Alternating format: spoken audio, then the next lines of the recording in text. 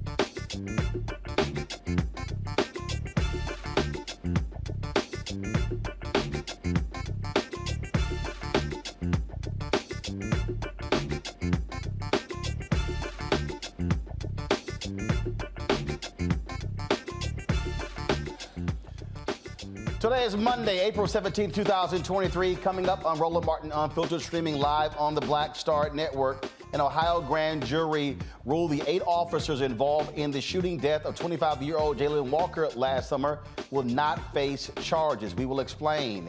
In Kansas City, Missouri, protesters continue to fill the streets after a black honor student, 16 years old, named Ralph Paul was shot. Ralph Yarl was shot by a white homeowner as he went to the wrong house to pick up his siblings. Family's attorney, Ben Crump, will join us to talk about this unbelievable case. California State Senator introduces a bill to help identify and find missing black people. We will talk to Senator Stephen Bradford right here on the show about his Ebony Alert. Also in Texas, a black woman is sentenced to prison for voting. Tomorrow, her case goes before the Second Court of Appeals in Fort Worth. We'll tell you the latest about Crystal Mason's case with her attorney, Kim Cole. Also, we will show another story of Texas involving a Texas school district investigating one of its teachers for allegedly making black students portray an enslaved person during class. And white woman calls a black woman the N-word in a supermarket. Let's just say she got her ass whooped. And she actually asked to fight. It's time to bring the funk. I'm Roland Martin Unfiltered on the Black Star Network. Let's go. He's got it. Whatever the miss, he's on it. Whatever it is, he's got the scoop, the fact, the find. And when it breaks, he's right on time and it's rolling. Best believe he's knowing.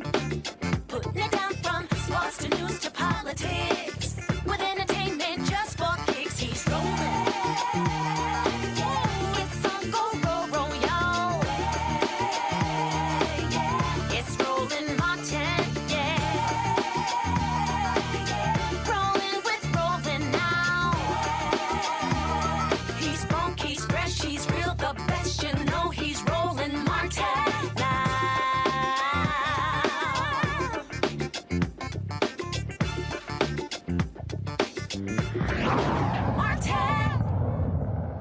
No charges for 8 officers in Ohio who fatally shot black motorist Jayland Walker last summer. The 3-man and 6-woman jury, including 2 black panelists, returned no bill against those officers. The panel believed the officers were legally justified in using force against Jayland during the June 27th incident.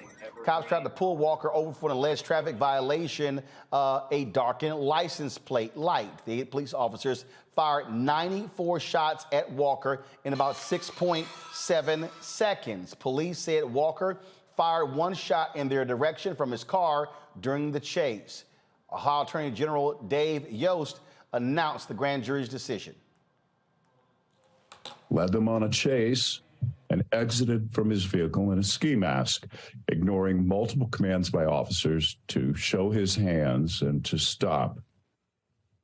As you will hear in more detail from the prosecutors who presented the evidence to the grand jury, a foot pursuit ensued, which officers, still having every reason to believe that Mr. Walker was armed, attempted to use non-lethal tasers to subdue him. Mr. Walker then reached for his waistband in what several officers described as a cross-draw motion, planted his foot, and turned toward the officers while raising his hand. Only then did the officers fire, believing Mr. Walker was firing again at them. Although the officers did not know it at the time, Mr. Walker had left his recently purchased gun in his car. However, there is no doubt that he did, in fact, shoot at police officers. Shell casing from that shot was recovered on the entrance ramp to State Route 8, and ballistics traced that back and matched it to the weapon in Mr. Walker's vehicle. The law allows officers to use deadly force to defend themselves or others against a deadly threat. Now, the Summit County grand jury, people who live there in the community, spent more than a week reviewing the BCI investigation. The grand jury concluded that the officers were legally justified in their use of force. The grand jury just a little while ago issued what is called a no bill, meaning that there will be no state criminal action, no charges at the state level. That does not resolve any potential civil action that might be brought for wrongful death. Now, legal justification does not change the terrible Jordan, are you good to push? Jayland Walker's death. I grieve the loss of this promising young life, although I recognize that no words of mine can offer much comfort to his family. I do hope they will find some comfort in this. Ohio is unified today in mourning the loss of their son and family member. The body camera footage in this case is especially grievous to watch. Most officer-involved shootings involve an officer or perhaps an officer and a partner. It is unusual, although hardly unprecedented, to have this many officers firing their weapon at the same time at a single subject. The sheer number of shots is one of the things that makes the video so hard to watch. Multiple officers, each making an independent judgment about a threat and acting independently to neutralize that threat, creates a dynamic that amplifies the use of force exponentially. That being said, it is critical to remember that Mr. Walker had fired on the police and that he shot first. All right, folks, got to go to a break. We come back with my panel. The basic question I have is, again, a traffic stop, a license plate light ends in death. I still want to know, that's why he was stopped? A license plate light? You're watching Roland Martin Unfiltered on the Black Star Network. Hatred on the streets, a horrific scene, a white nationalist rally that descended into deadly violence. White people are losing their damn minds. As an angry pro-Trump mob storms the U.S. Capitol, we've seen shooting. We're about to see the rise of what I call white minority resistance.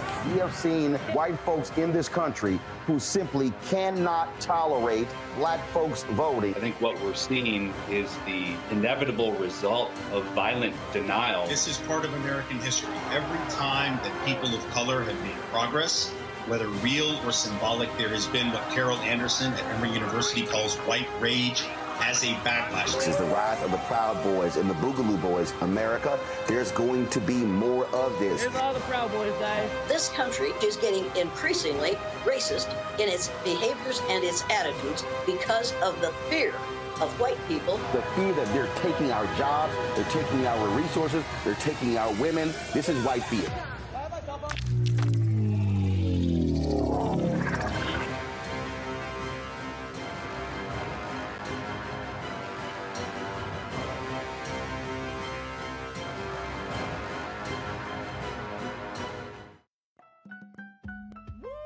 We're all impacted by the culture, whether we know it or not. From politics to music and entertainment, it's a huge part of our lives, and we're going to talk about it every day right here on The Culture with me, Faraji Muhammad, only on the Black Star Network.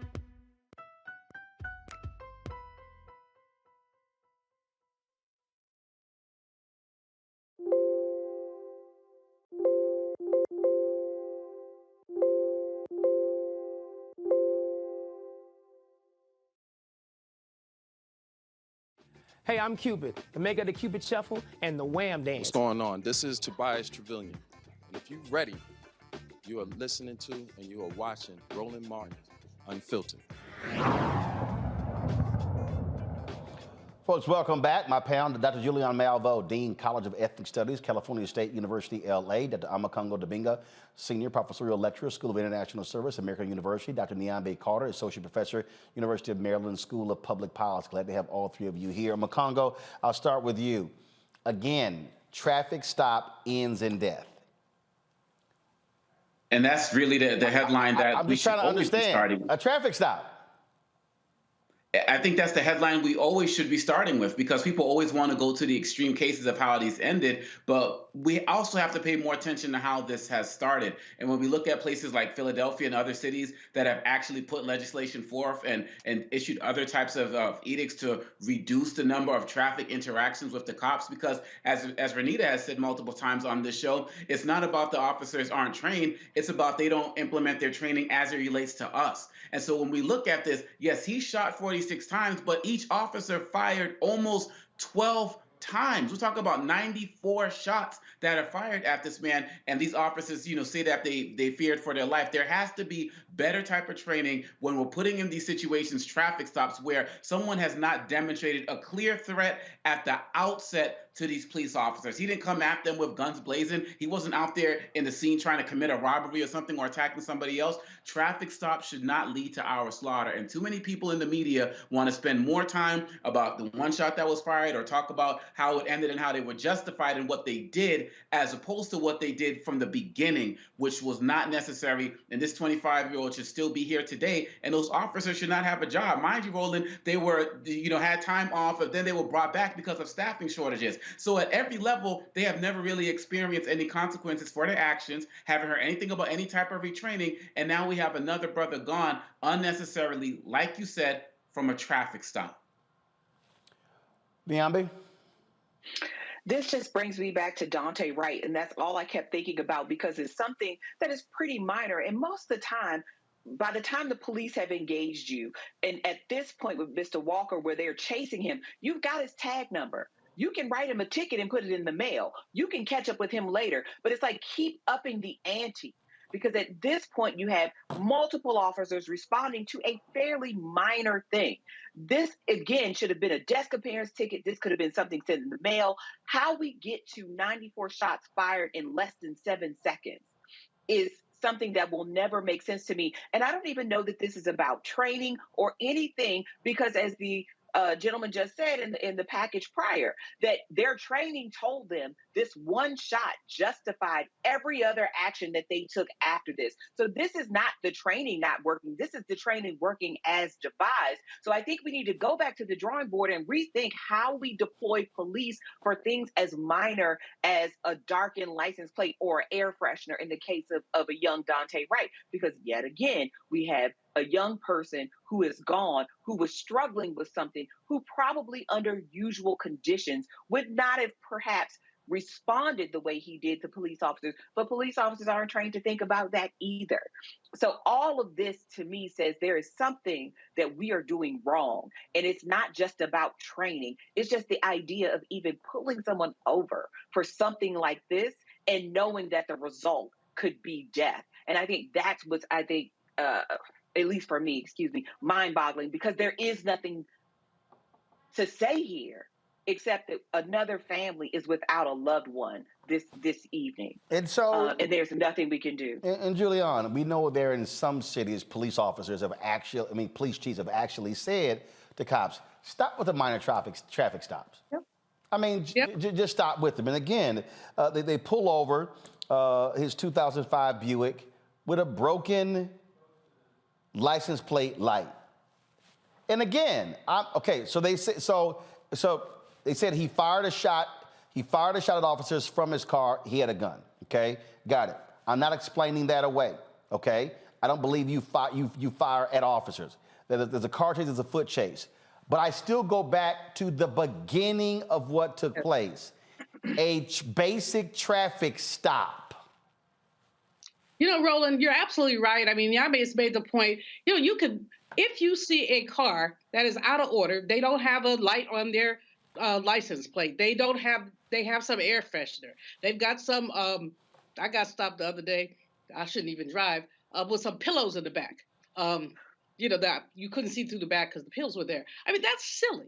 Take the license plate, go to the person's house if you need to, serve the warrant and get it over with. These are minor offenses. Minor. No one should lose their life over a minor offense. And then you have these 8 officers of the law, so-called officers of the law, all of them shooting. What is this? Countdown at the OK Corral? All of them are shooting at the same time. One of them could kneecap him. I mean, if they were that, one of them could have kneecapped him. I mean, we would be mad about that too, but that would not have resulted in loss of life. It's a loss of life piece that's so infuriating. And it's infuriating, Roland, in context of what's been happening in the past several years with young, especially Black men, sometimes Black women, but with young Black people. What I'm concerned about is the level of trauma. Not that just this one young man experienced, but that all of his peers are experiencing. Richard Wright once said there's a lynching in Mississippi, and I feel it in Chicago. What are young Black people feeling when they not only see this young man shot, 46, 96 times? 94 shots were fired at him. 94 shots. That is why we have a slogan that Black Lives Matter. Because shooting at someone for 94 times means you do not think that Black Lives Matter. You just think there's a black guy, I'm going to shoot him. I mean, we could talk about the case that happened in Kansas City. I think we're going to talk about it later, but same thing. You see a black person, you go, but why? Right. You see a black person, you go crazy. It's unacceptable. And Congress ought to do something about the traffic stop thing because, as you're right, Roland, some jurisdictions have done it. Why don't we make this national?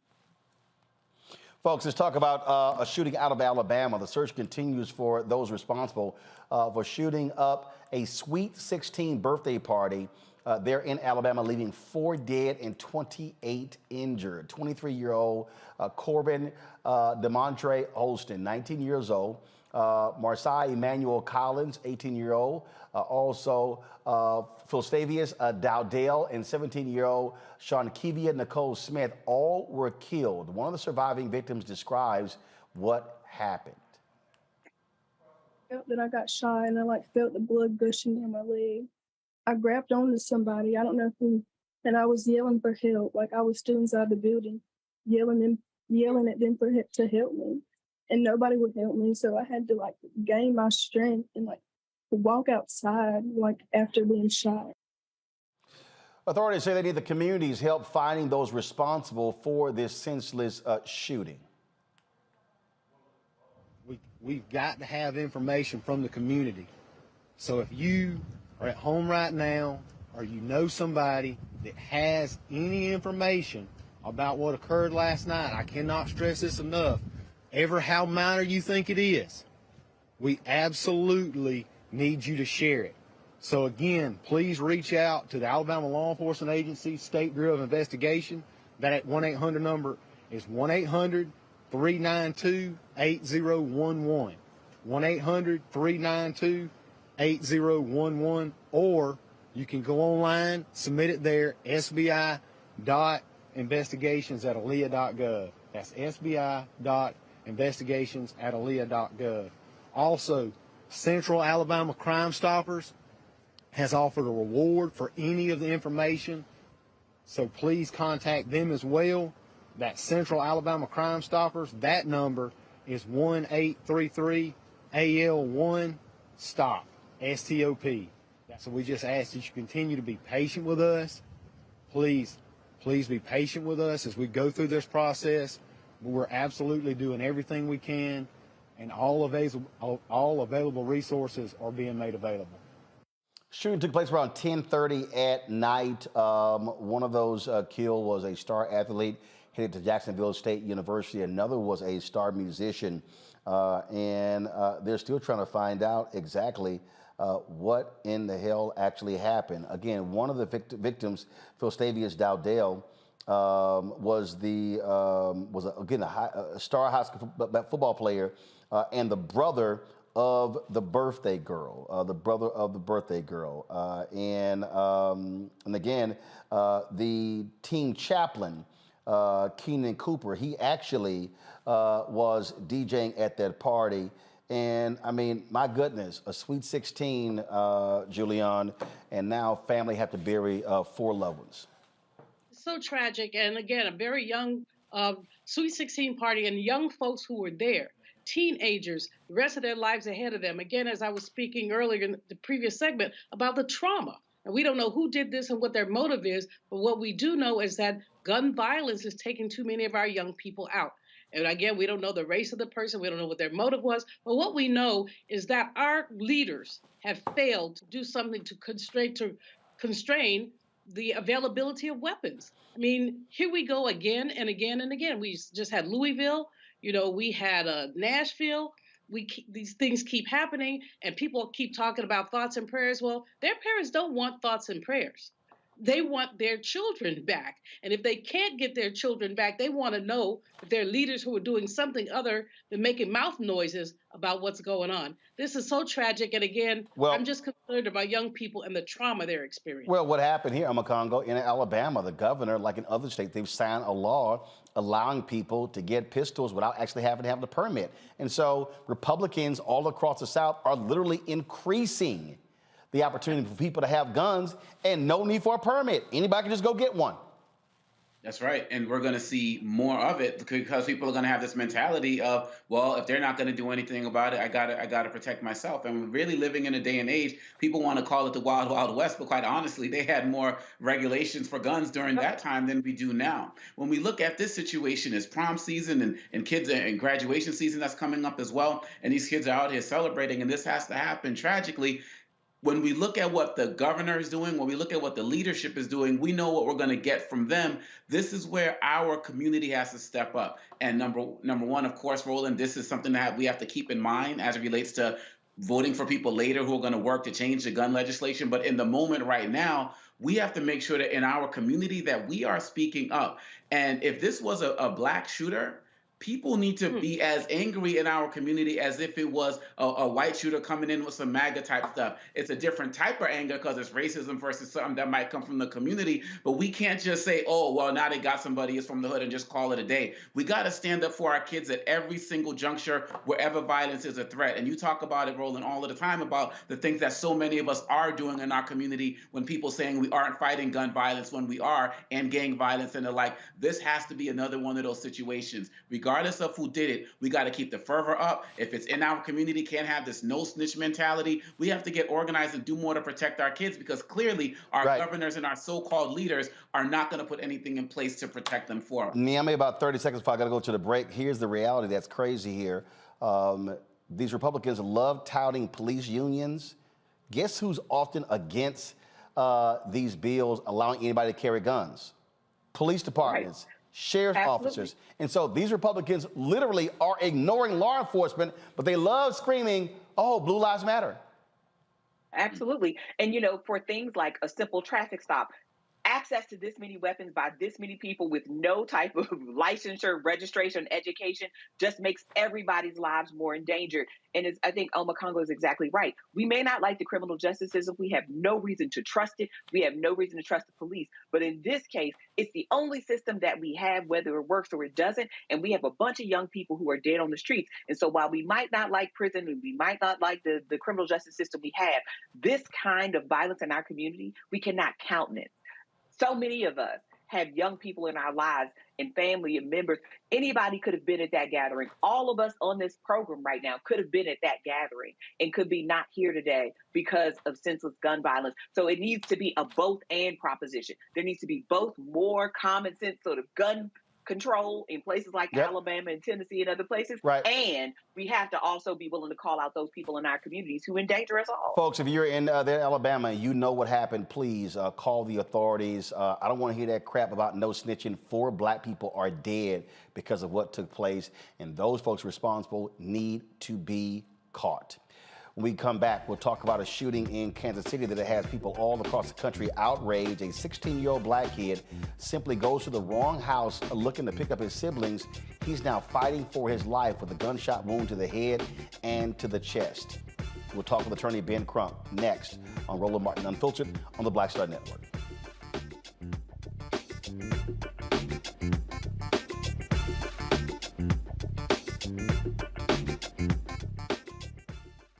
I lost my daughter.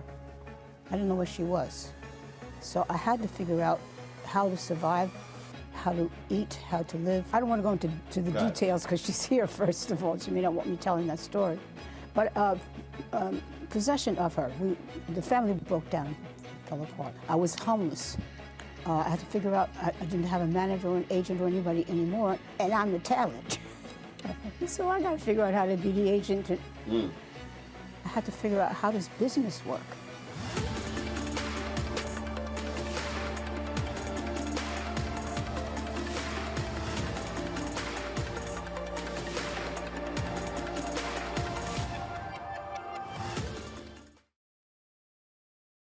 Next on the Black Table with me, Greg Carr. We look at the history of emancipation around the world, including right here in the United States, the so-called end of slavery.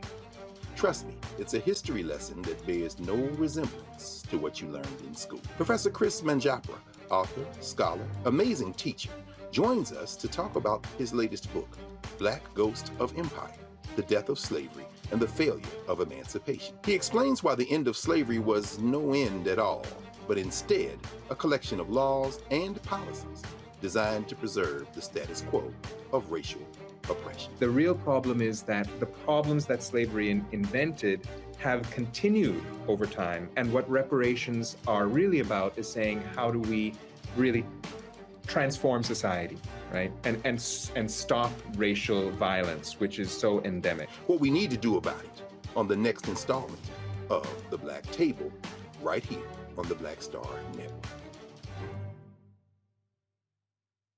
Hello, everyone. It's Kiara Sheard. Hey, I'm Taj. I'm Coco. And I'm Lily. And we're SWV. What's up, y'all? It's Ryan Destiny, and you're watching Roland Martin Unfiltered.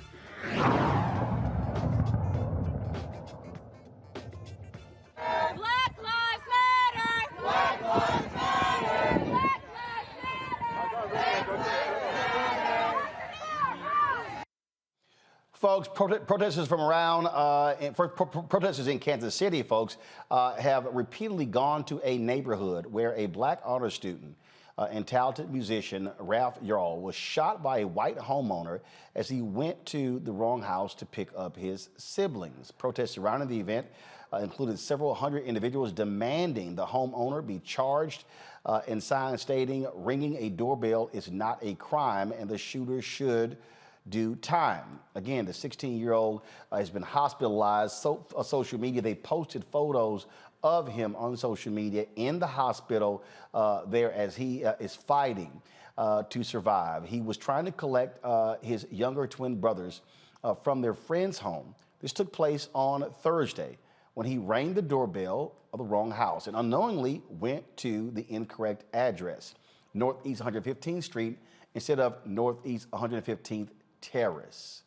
The white homeowner is in his 80s, according to the Kansas City Defender, officially injured Yarl. He shot Yarl once in the head as they opened the door, and again in the chest when Yarl was on the ground. Yarl searched for help from 3 neighbors who refused to open the door until one opened the door, but only helped after Yarl was told to put his hands up and lay face down. That's when he lost consciousness. The homeowner who shot Yarl, his identity has not been made public, but admitted to the shooting and was taken into custody and placed on a 24-hour investigative hold. Kansas City Police Chief Stacey Graves explains why the white man was released. On April 13th, just before 10 o'clock p.m., officers were called to a residence where a teen was shot in front of the residence by a homeowner. The teen was transported to a local hospital for his injuries. The homeowner was taken into custody and placed on a 24-hour investigative hold. Detectives and crime scene personnel immediately responded, processed the scene, and recovered the firearm. After consulting with the Clay County Prosecutor's Office, the homeowner was released pending further investigation due to the need to obtain a formal statement from the victim, forensic evidence, and compile additional information for a case file to be presented. A formal statement is planned and forthcoming as a teen's injuries allow. A person can be held up for 24 hours for investigation of a felony, at which time they're required by Missouri law to be charged or released. The vast majority of cases, to include violent crime, involve the suspect being released pending further investigation. In this case, the prosecutor requires more information from investigators that would take more than 24 hours to compile. Throughout the weekend, investigators have worked to gather requested information and details. They have been in touch with the prosecutors. As soon as the case is complete, it will be presented to the Clay County prosecutors for their review. We recognize the frustration this can cause in the entire criminal justice process. The women and men of the Kansas City Police Department are working as expeditiously and as thoroughly as we can to ensure the criminal justice process continues to advance as quickly as all involved and our community deserve. Detectives have been working over the past several days to compile a detailed case file so they have all the information they need to make the best charging decision on the case moving forward. We want the community to know that we are committed to justice in this case and every case, and work every day to seek that justice for all victims of all crimes. Investigators have been in touch with the family of the victim in this case and updated them on the status of the investigation and the process moving forward. I want everyone to know that I'm listening And I understand the concern that we are receiving from the community. Really? This breaking news. They've now charged this man. His name is Andrew Lester. Go to my iPad, please. The Clay County Prosecutor's Office, they filed 2 criminal charges against him. His name is Andrew Lester. He was charged with 1 count of felony assault in the first degree and 1 count of armed criminal action. Joining us right now is the attorney for the Yarl family, attorney Ben Crump. Ben, there is no way in hell you can remotely convince me that a black man shoots a white kid in the head and while he's laying down, shoots him in the chest and, oh, yeah, we'll bring him in and then he walks free. There is no way that happens. The only reason this man is charged today is because this story has gone national and folks have been protesting in that neighborhood. You're absolutely correct, Roland Martin. It was the national outrage, the advocacy on Attorney Merritt and our legal teams like bombarding the prosecutor, having people call them and say, how is it acceptable that a black 17-year-old presses the doorbell and the white owner of the home shoot him in the head and then shoots him a second time, as you said, Roland, while he's on the ground and had his arm not been there, we might not be talking about a miracle that saved Ralph Yarl's life. And so this is asinine for them to even hold it for this long, because it could have been a FedEx worker, an Amazon worker, Roland, and they simply go press the doorbell and their profile and shot in the head because a white person feels threatened. Because, you know, they always talk about stand your ground and castle doctrine. And the final point I think is germane here, Roland Martin, is it harkens back to Trayvon, where his killer got to sleep in his bed at night.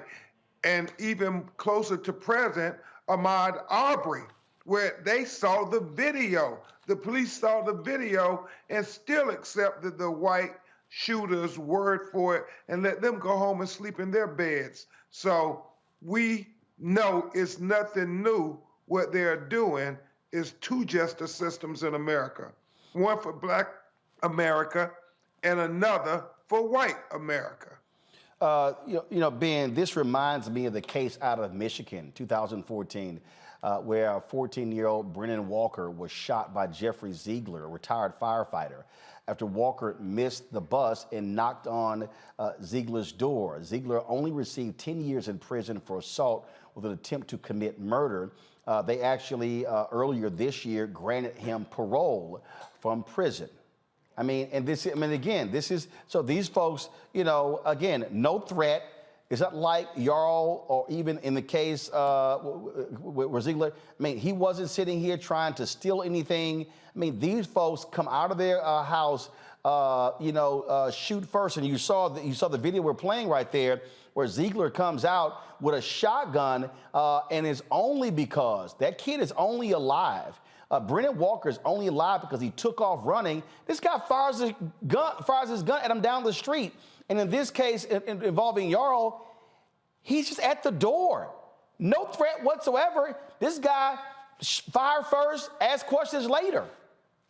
Yeah.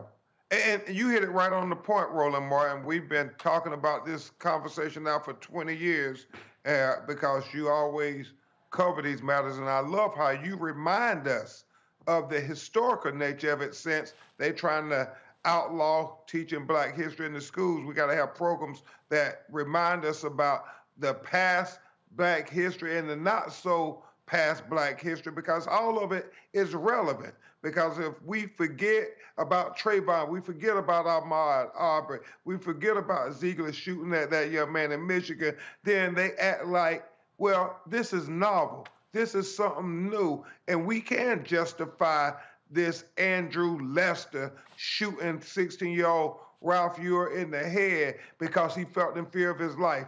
No, that was the impetus for Black Lives Matter when they said it with Trayvon Martin and got away with it. And so we can never let them get away with this again.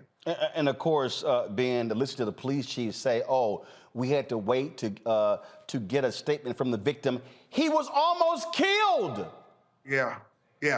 And Roland, what's so asinine about that is if he would have died, are you telling me you could have not arrested the shooter because you couldn't take a statement from him?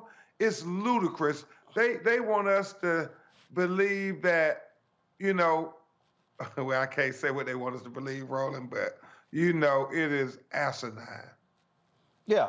I mean, it's just absolutely crazy. And again, these things, they happen over and over and over again. Ben, the GoFundMe originally was $750,000. It raised to $1.5 million. They've already raised about $1.3 million.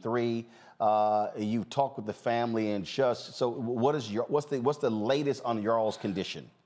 Roland, we just talked to President Biden less than 35 minutes ago, right before the DA came and announced his charges. And, obviously he's going to miss a lot of time from school, but this is a brilliant young man. I mean, just even though he's talking slow, just to hear him interact with President Biden, you can tell that this young man is a miracle. He's an honor roll student at the top of his class. He plays the clarinet. He wants to be a engineer, a mechanical engineer, and he has his whole future ahead of him. It was nothing but the grace of God how this young man is living after being shot in the head. And so it was appropriate for the prosecutor to charge him. And the only tragedy was that it took so long for them to charge him. But keep him in your prayers. He's not out the woods yet. And we know his medical bills are going to be astronomical. Again, so you're saying about 40 minutes ago, President Biden, he did talk to Ralph Yarl and his family, and Ralph is able to talk? Ralph was able to talk and try to answer his questions best he could, but even in a slow, slurred voice, you heard how brilliant Ralph Yarl was. He is an exceptional young person. All right. And so, Ben, first of all, that phone call, how long was the phone call with President Biden? About 20 to 25 minutes. And so you're getting breaking news because I don't even know if the White House has put it out yet that President Biden talked to him, his mother, his aunt, and Ralph, and other people were in the room. And so the president phoned the family, talked with Ralph Yarl and his family for about 20 to 25 minutes today. That was about 40 or so minutes ago. And Ralph was able to communicate with the president. He was. He called my cell phone, and I then passed them through to the family. And he said when Ralph gets well and everything, he welcomes him to visit the White House. Okay. Ben Crump, we surely appreciate it. Thank you so very much with that latest news. Hey, love you, brother. Thank you. Appreciate it, Ben. Thanks a lot. Folks, got to go to a break. We'll talk more of this when we come back on Roland Martin Unfiltered on the Black Star Network. See, this is why you need to watch what we do here. Folks, we don't take a back seat to any other network, be it CNN, MSNBC, Fox, ABC, NBC, CBS. So we have the top guest as well, getting the latest information that's important for our community. And so that's why we need you to support us in what we do. Download our app, Apple phone, Android phone, Apple TV, Android TV, Roku, Amazon Fire TV, Xbox One, Samsung Smart TV. Join our Bring the Funk fan club. Your dollars make it possible for us to do what we do. I'm literally depositing checks and money orders as I'm sitting here on the set, sending check and money orders to P.O. Box 57196, Washington, D.C. 20037-0196. Cash App, $RM Unfiltered. PayPal, R Martin Unfiltered. Venmo is RM Unfiltered. Zelle, Roland at RolandSMartin.com. Roland at RolandMartinUnfiltered.com. Be sure to get my book, White Fear, How the Browning of America is Making White Folks Lose Their Minds. We're seeing it every day. Bookstores, Amazon, Barnes & Noble, Target, Books A Million. You can also download your copy on Audible. We'll be right back.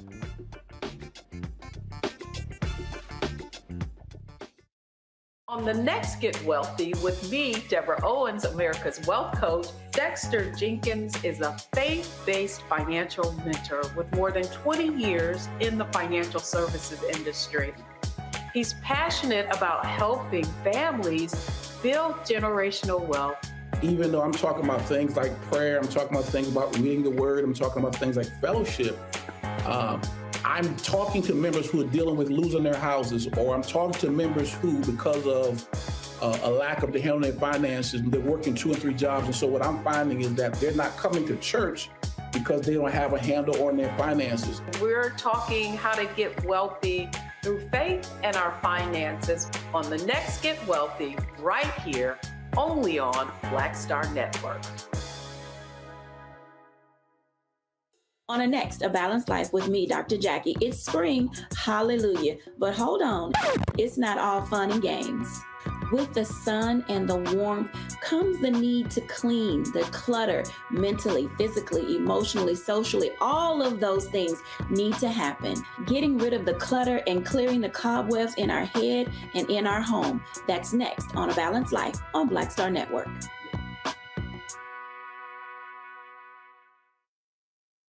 You want me to do something crazy, but I don't know what to do. I'd rather just sit here. Hi, this is Cheryl Lee Ralph, and you are watching Roland Martin, Unfiltered. I mean, could it be any other way? Really? It's Roland Martin. Let's go to my panel about this case. Just a sad and sickening, Niambi. And again, a kid just make an innocent mistake and almost loses his damn life. Absolutely. And I don't know how you sustain any kind of self-defense claim against a person that you had no words with, didn't speak to, simply rang your doorbell, and you shoot them through the door. And then you're supposed to be afraid and you go outside where the danger is allegedly and shoot again. There is nothing here that says that this man was fearful of anything other than seeing a Black child on his doorstep. And you know, we already age Black children and say that they're older than they are. And the only offense that this young man committed was being Black at the wrong door. I mean, it was absolutely disgusting. It's outrageous. Omakongo. You know, Dr. King spoke about this whole concept of thingification. And when you can thingify a people and just turn them into objects, you basically feel justified doing anything to them, from enslavement to Jim Crow, to deny them all types of rights. And when we see what's happening with these types of shootings, and remember, like Crump said, this is more George Zimmerman type than any of these other ones, because these are not officers of the law. These are people who feel like they can just take their matters into their own hands and do whatever they want with us and to us. And I hope another charge that is there, that is added, is endangering the life of the life of a minor, because the child was 16 years old. And so we also have to be mindful of the fact that when we see this situation and we see that multiracial, multicultural, multi-generational output of love and support, it's heart-wrenching for me, because when I see this situation, having my own children as well, every single day we're putting ourselves in situations where we just don't know what's going to happen. And the last thing I want to say, Roland, is that I am also already suspicious of this Kansas City Police Department, because one of the things that they said was that they were waiting to collect a statement from him, but his aunt said that they collected a statement from him on Friday. He was able to speak in some way, shape, or form. So they had some form of statement from him already in terms of recounting what happened. And so that, what she said, was not actually accurate. And like Crump said, if he was dead, that means he would have just been home chilling. Remember, it took us forever to get Zimmerman arrested. And so we would have had a similar process if it wasn't for this initial uproar that was nonstop. And so I commend Black Star Network and everybody out there who was a part of that. But this is what we have to do every day to demand justice for people that look like us, because we've been thingified for so long, and we got to stop it. Julian? Yeah, I'm horrified. I think we all are horrified by this. The thing about the quote mistake, it was the young man made a mistake, but it was such an understandable mistake. He went to the same address on the 115th Street as opposed to 115th Terrace. That man must have had people come to his house before in situations like that. Did he shoot them all? And he said, someone said he saw a black shadow, and so he shot. This is absurd. and it's nothing but racism. There ought to be a hate crime enhancement on this thing, and there ought to, as Omakongo said, endangering the life of a child. But again, Black boys and girls are not seen as children when they're past 8 years old. They're suddenly seen as adults. But again, I will go back to, seems like I'm talking about it a lot today, but the trauma that other young Black people are feeling when this is inculcated, when they watch this. I'm so happy to see this multiracial crowd out there protesting. I think that's very heartwarming. But I abhor that police chief. I mean, she just needed to sit down when she said she's listening. Really? Was she listening? That milquetoast nonsense really just, people think women police chiefs are going to be more compassionate. Not. If they wear the blue, you better watch out. That's all I have to say. I was ashamed to watch her. Well, I tell you, and it's great. First of all, in the earlier stories, Niambi, they talked about how these neighbors, how they look out for one another and protect one another. And that's what really pissed a lot of people off. And that's why those protesters showed up, letting those neighbors know, oh, y'all think we're going to be quiet? No. So they have been there nonstop Friday, Saturday, Sunday. And this story really percolated in the news Saturday and Sunday, thanks as a result of the good work of the Kansas City Defender. In fact, folks, if y'all can get that editor on the phone, it'd be great.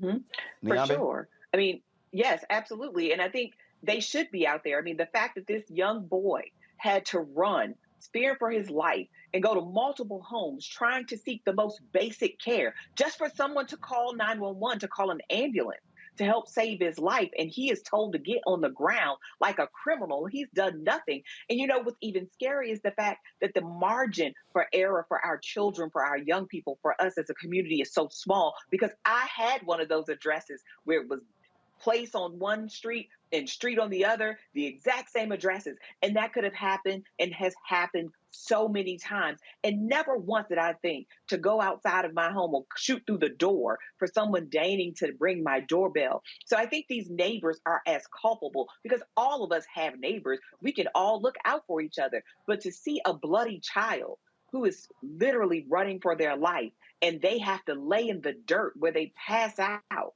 just for someone to give them the most basic aid is disgusting. And I think those people showing up, those people shouldn't have any peace. They should be troubled at night. They should be troubled that the police chief let that man back out on the street within a day after shooting a child. They should be horrified. They, the neighbors, should have been on the street, not just other members of that community. It is gross. It is negligent. It is abhorrent. It is dangerous. It is so many things. And I think to Dr. Malveau's point about the trauma, just talking about this, hearing about this, seeing this over and over again, having to say, and he's a smart kid, he's a good kid. I mean, just to even have to say that so that our children get the most basic measure of humanity is exhausting. It's overwhelming for all of us. I mean, it's like, how many more times do we have to hear something like this to get the most basic humanity ascribed to us? I mean, it's just, it's so much. Omakongo. Right. I mean, they, honor student, taking care of his brothers, committed to the community, award winning, has goals to be engineer and the like. And we're reminded once again that when it comes to Blackness, it doesn't matter what the qualifications are. He could have been a hardened criminal or the honor student that he was. The treatment is the same. I once saw somebody on Twitter say that when your skin is literally viewed as a weapon in society, you can never be unarmed. And so just the skin that he's in makes him a threat to so many people in this country unnecessarily. And this adultification, when we look at our babies as adults, means that they're going to get treated like this as well. And whether we're talking, and it doesn't even matter, Roland, it could be a stand your ground state, not a stand your ground state. He can have a weapon, not have a weapon. It doesn't matter. The result is the same. Thingify it, feel that you can do whatever you want. But in this situation, he got arrested, but we can't take our foot off the gas right now. We need to make sure that he and his family get everything that they need, and this man gets prosecuted to the fullest extent of the law. We got to keep our eyes on this Kansas City Police Department and these prosecutors as well. Indeed. Got to go to a break, folks. We'll be right back. Roland Martin Unfiltered on the Black Star Network. Don't forget, if you're watching on YouTube, hit that like button, folks. We should easily be over 1,000 likes. We should be, frankly, at 2,000 by now. And don't forget, support us in what we do. Join our Bring the Funk fan club. Folks, you give during the show, I'll give you a shout-out right here. Checking money orders, P.O. Box 57196. Washington, D.C. 20037-0196. Cash App, $RM Unfiltered. PayPal, R Martin Unfiltered. Venmo is RM Unfiltered. Zelle, Roland at RolandSMartin.com. Roland at RolandMartinUnfiltered.com. We'll be right back.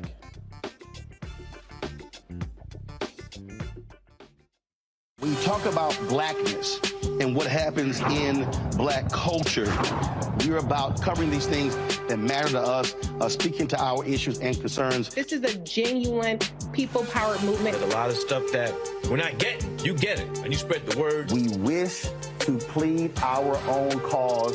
Too long have others spoken for us. We cannot tell our own story if we can't pay for it. This is about covering us. Invest in black-owned media. Your dollars matter. We don't have to keep asking them to cover our stuff. So please support us in what we do, folks.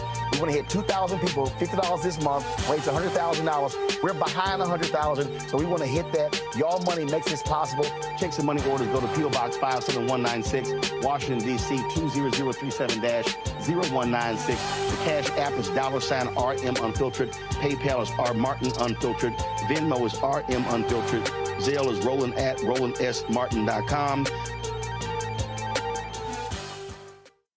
Hi, I'm Dr. Jackie Hood Martin, and I have a question for you. Ever feel as if your life is teetering and the weight and pressure of the world is consistently on your shoulders? Well, let me tell you, living a balanced life isn't easy. Join me each Tuesday on Black Star Network for a Balanced Life with Dr. Jackie. We'll laugh together, cry together, pull ourselves together, and cheer each other on. So join me for new shows each Tuesday on Black Star Network, A Balanced Life with Dr. Jackie.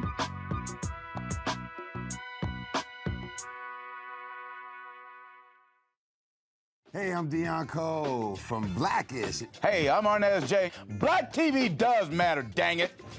Hey, what's up, y'all? It's your boy Jacob Lattimore, and you're now watching Roland Martin right now. Stay woke.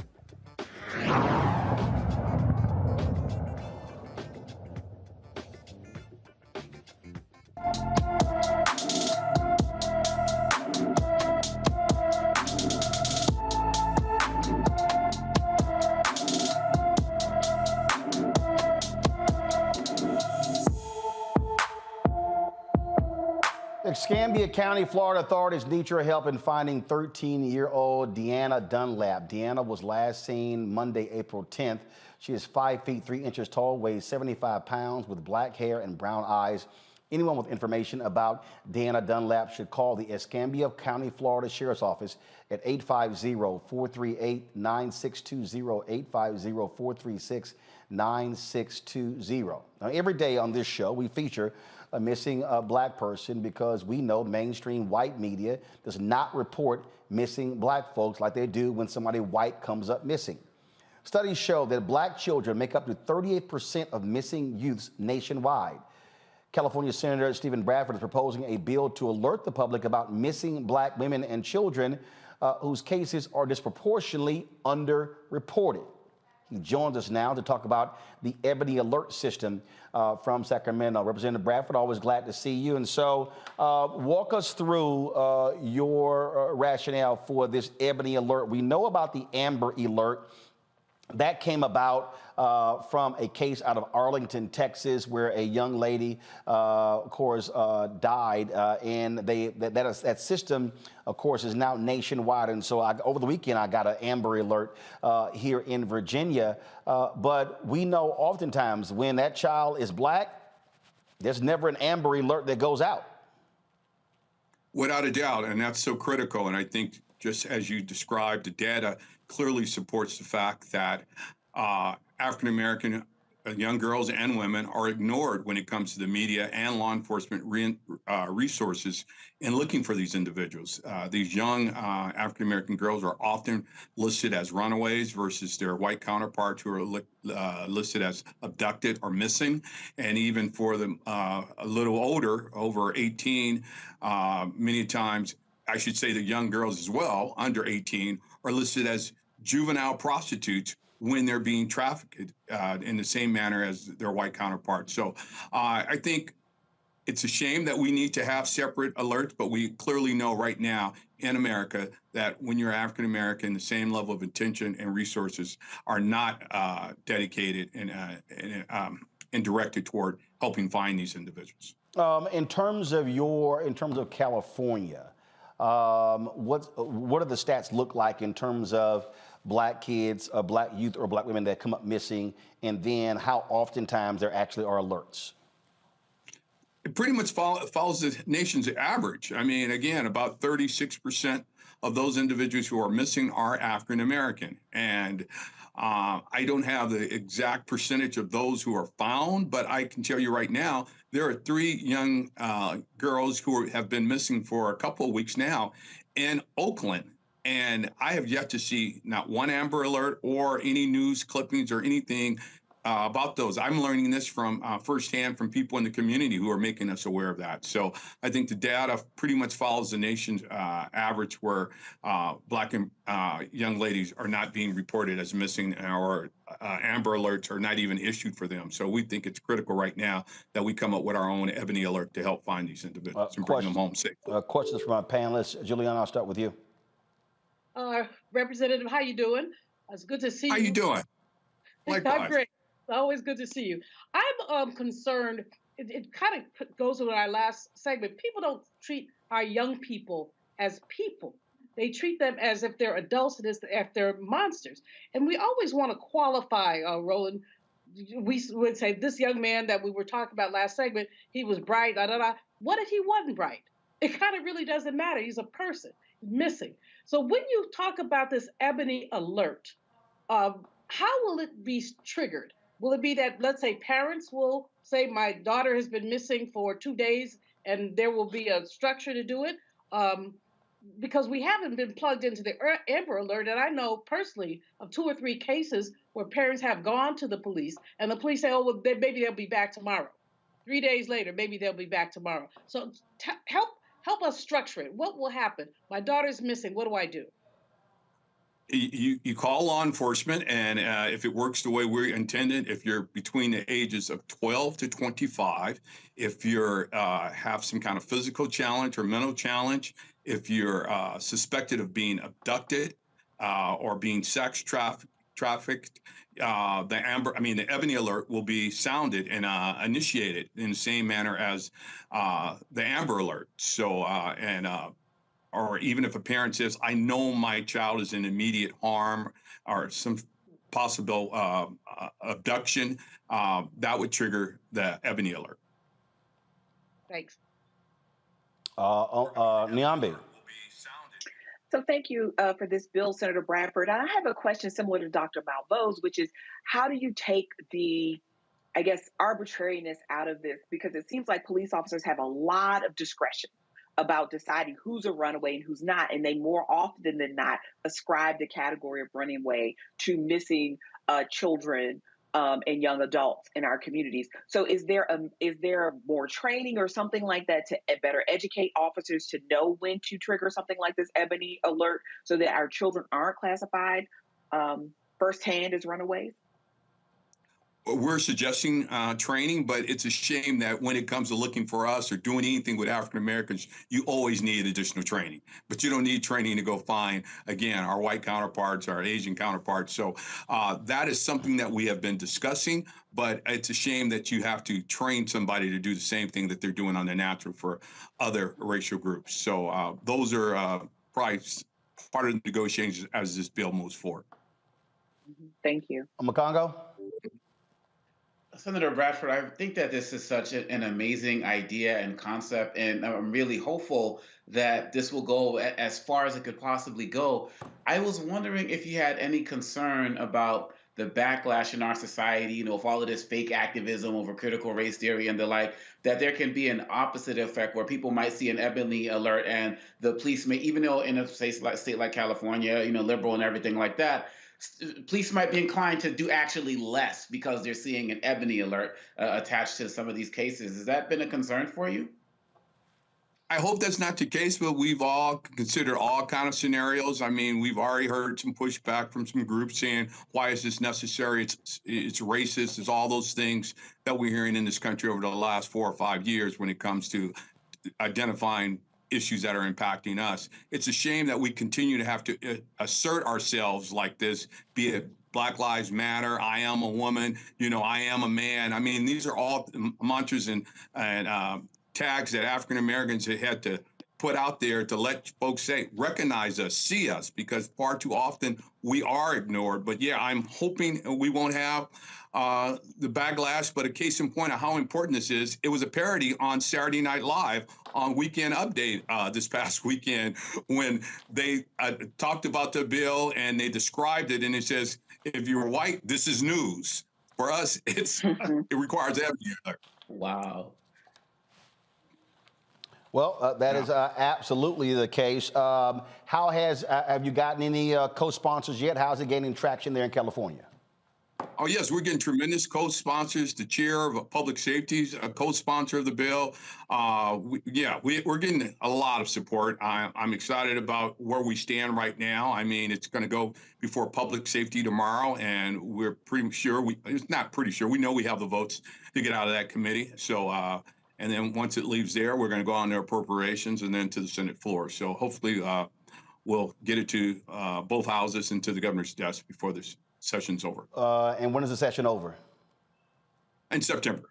But this bill can get there much earlier than that. Well, this is a perfect example for all those people who suggest that there's no such thing as systemic racism, even when it comes to the notification of somebody missing. It exists. It does. And again, as the data has shown, but in so many ways, I mean, and just how Black kids and are treated so different. And case in point, this weekend at the basketball game, DeMar DeRozan, his little 9-year-old daughter was cheering and making noise on the opposing team, making free throws.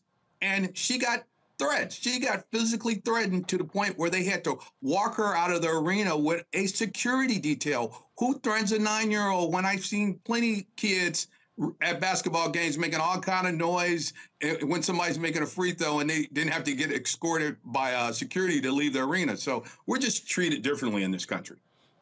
Indeed, indeed. Senator, just letting you know, so last year when I was in Los Angeles for the George Lopez golf tournament, you invited me out to the Diamond League Jazz Festival. I ran into Julian there as well. And so they reached out to me to be the stage co-host this year, along with Bill Bellamy. Folks, pull the graphic up. So I will be there. California State University, Dominguez Hills, April 29th. Layla Hathaway is going to be the headliner. Marcus Miller's performing there as well. And so if y'all want information, go to csudh.edu. And so to the folks in the Los Angeles area, we will be there. So, Senator, I'm quite sure I'll run into you there while I'm working this time. I will be there, and Legislative Black Caucus will be there in numbers too. We're one of the sponsors, and I'm glad you enjoyed it so much that they are bringing you back this year to be a co-host. So I'm excited about it. Well, Layla's a homegirl, so look forward to seeing her and Bill Bellamy as well. And so I look forward to seeing you as well. And let me know when you're ready where I can take some of your money on the golf course. Just let me know. Are you gonna perform like you did last year with Kirk Whalen? Are you gonna sing this time? No. I'm not gonna sing. I only do that with Kirk when he calls me up on stage. I don't do that when that happens. So that's my homeboy. All right. All right, and I gotta go work on my golf game. Yeah. Go hit the range. I appreciate it. Let's do it. All right. I'm ready. All right. Thanks a bunch. I ain't scared. Yeah. Okay. All right. Y'all always scared of alphas. Oh, you knew that was coming. All right, Senator, thanks a lot. Yeah, there you go. Go on with that little blue 5 stuff. Yeah, okay. All right. That's a cute little group. All right, Senator, thanks a lot. All right, y'all, got to go to a break. We'll be back. Roland Martin Unfiltered on the Black Star Network. We'll show you what happens if you white and you call a couple sisters the N-word in the grocery store. Hashtag Team Whip That Ass will show up. Got that video. You're watching Roland Martin Unfiltered. Matter of fact, and the white woman was with her brother. When her sisters rolled out and told him what happened, he was like, I'm out. The video is hilarious. You're watching Roland Martin Unfiltered on the Black Star Network. Back in a moment. I lost my daughter. I didn't know where she was.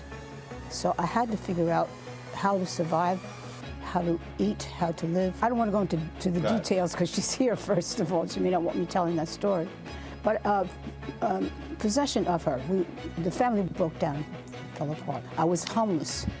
I had to figure out, I didn't have a manager or an agent or anybody anymore, and I'm the talent. So I got to figure out how to be the agent. I had to figure out, how does business work?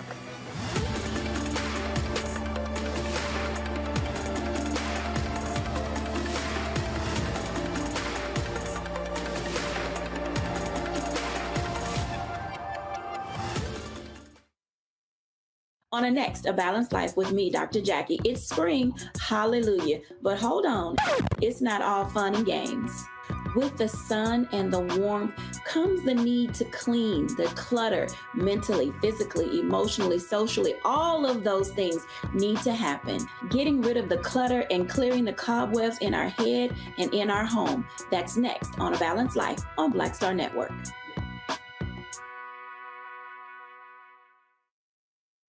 Hey, what's up, everybody? It's Godfrey, the funniest dude on the planet. Hi, I'm Israel Houghton. Apparently, the other message I did was not fun enough. So this is fun. You are watching Roland Martin, my man, Unfiltered.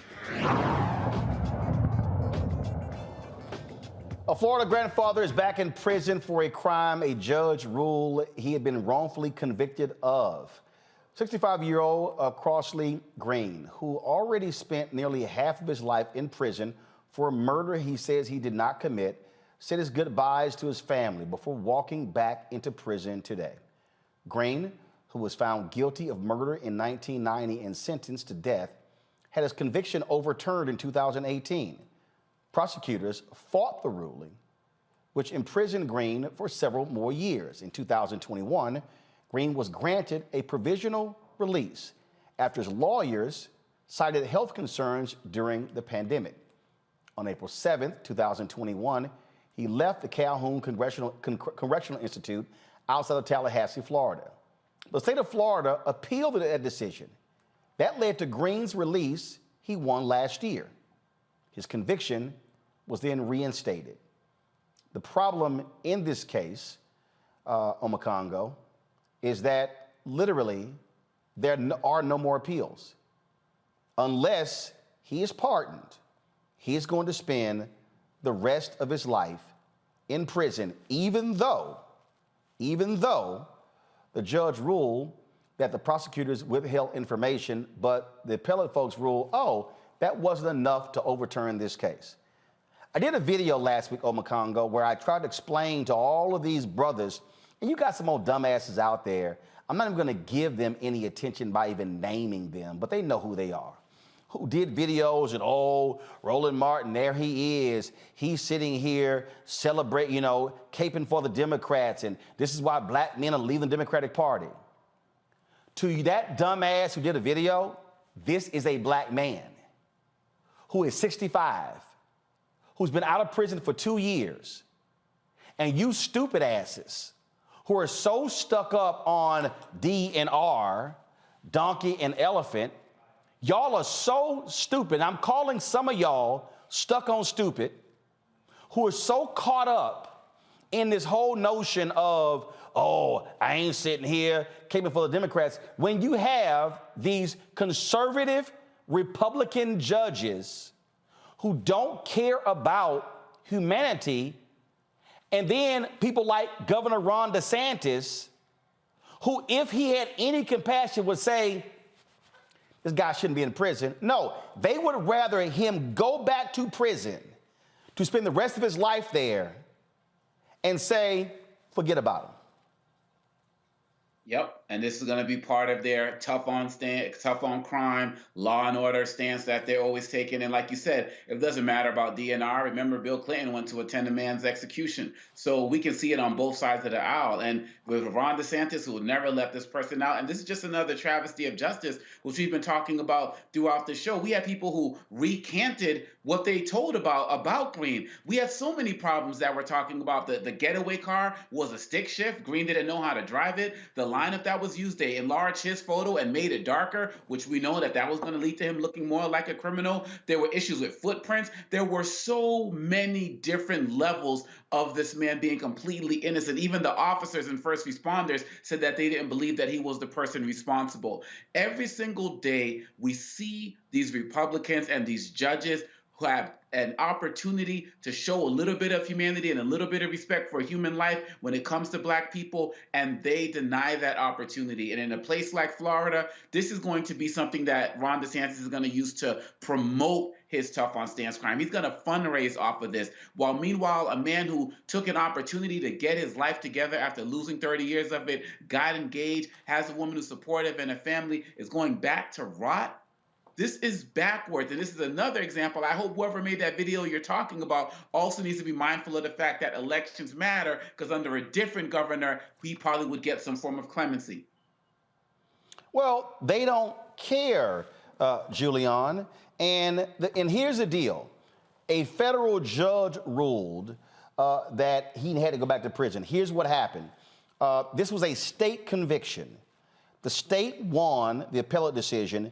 Crossley's attorneys appealed to the Supreme Court. The Supreme Court, let me say it again to all you stuck on stupid idiots, this conservative U.S. Supreme Court, 6-3 conservatives, refused to decline to hear his case, so he has to head back to prison.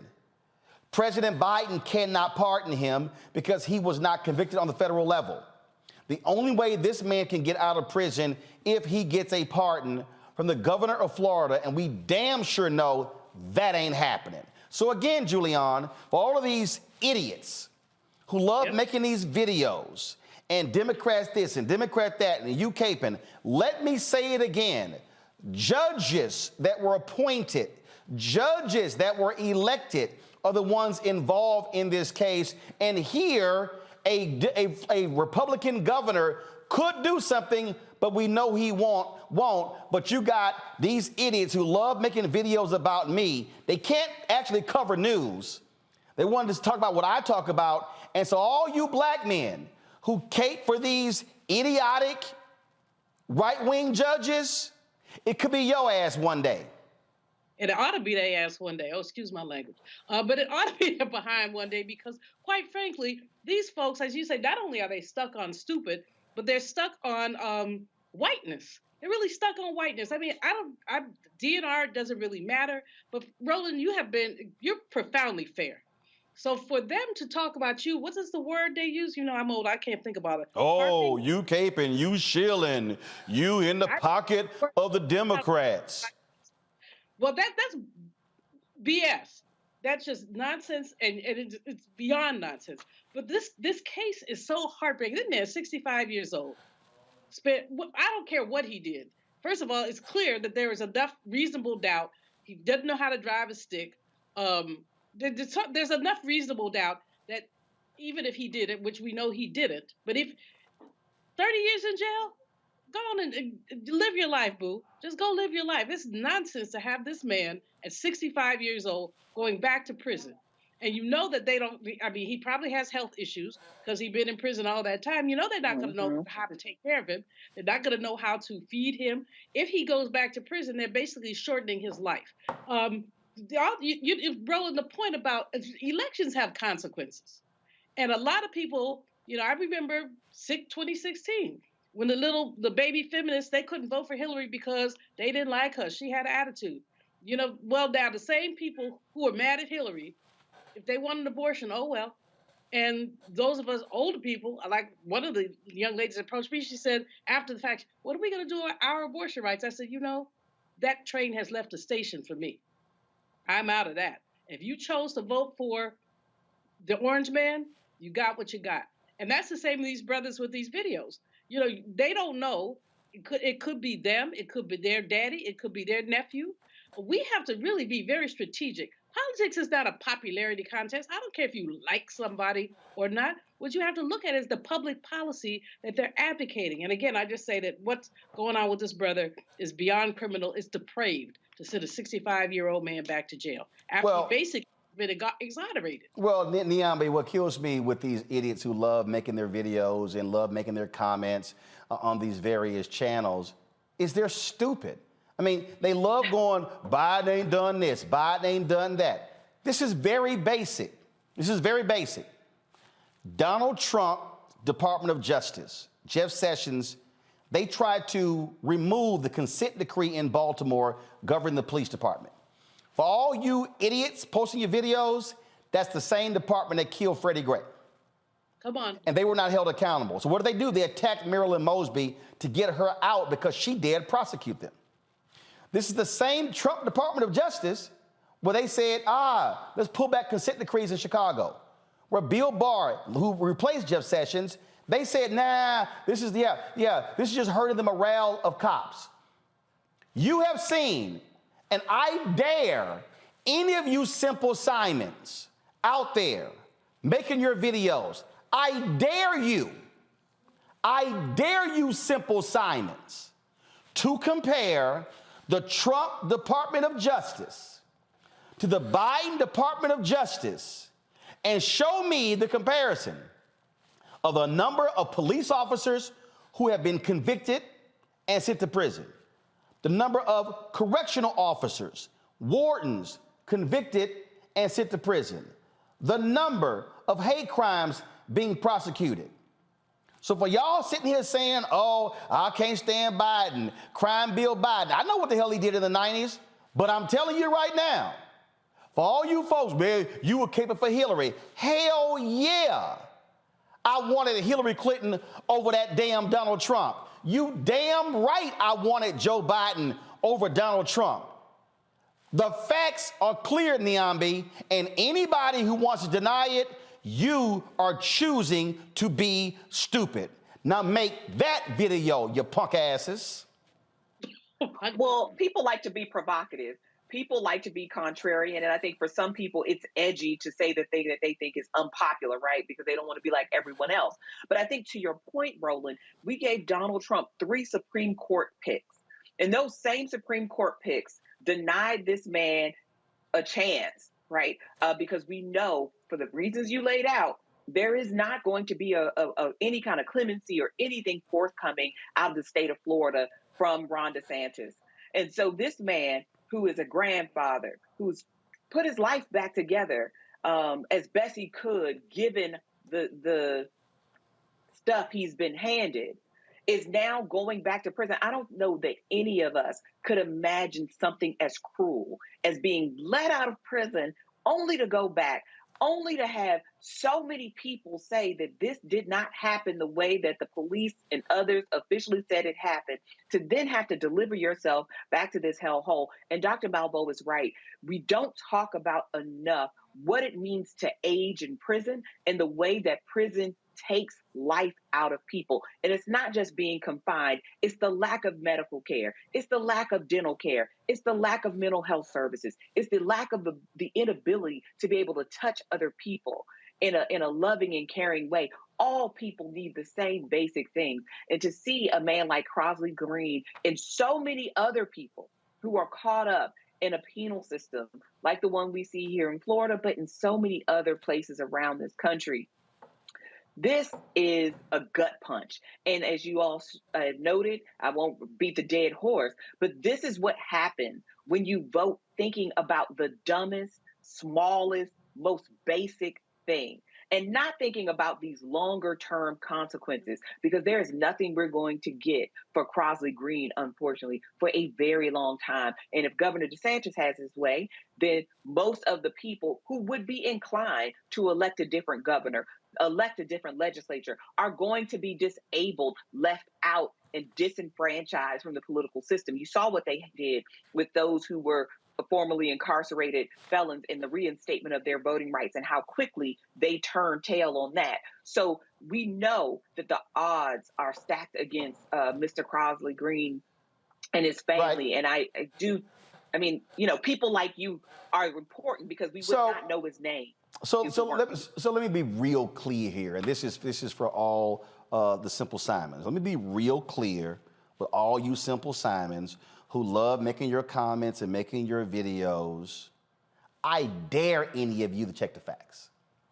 I can tell you right now, there ain't no way in hell I will remotely consider Donald Trump or Ron DeSantis or Nikki Haley or Tim Scott for president next year.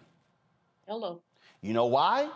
Because there's no way in hell I'm going to stand with a party that continues, and we're discussing it next, trying to put Crystal Mason in prison for voting when her own parole officer said she wasn't aware she couldn't vote.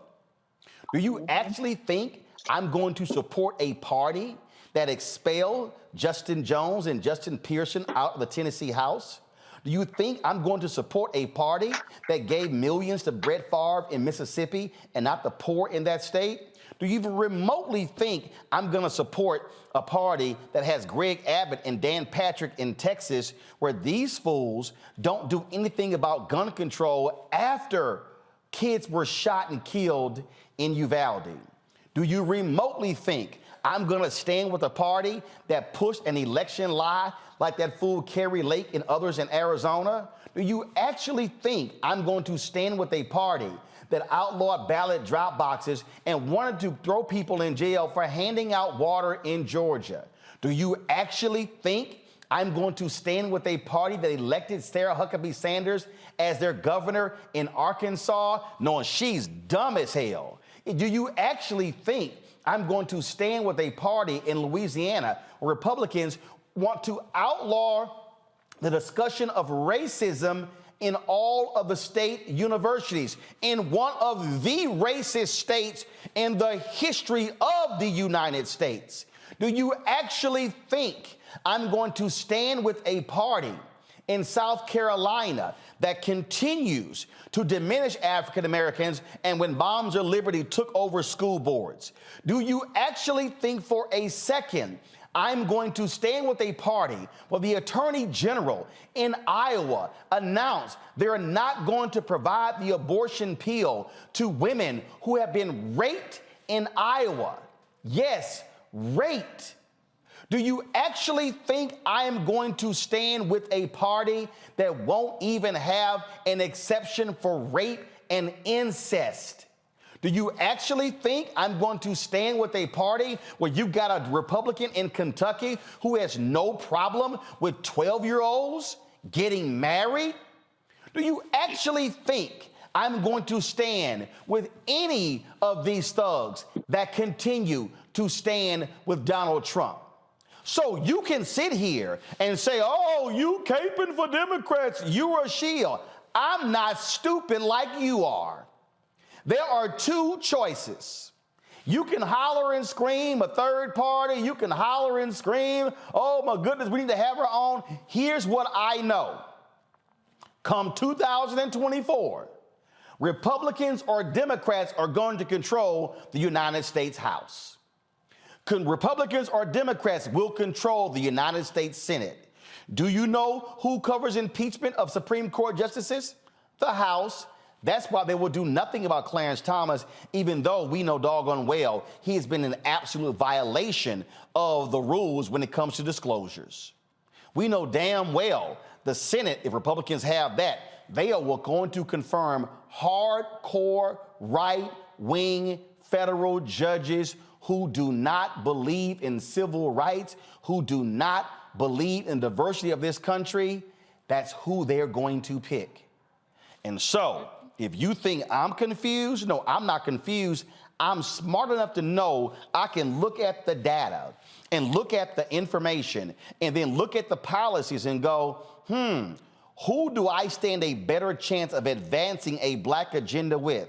Oh, let me be real clear. You've never, ever heard me call Democrats perfect. You've never heard me say, oh, no, don't criticize them. Oh, I have absolutely been in their faces, giving them hell, calling out white consultants, calling out Democrats who don't do the right thing, calling out Joe Biden when he has not done enough.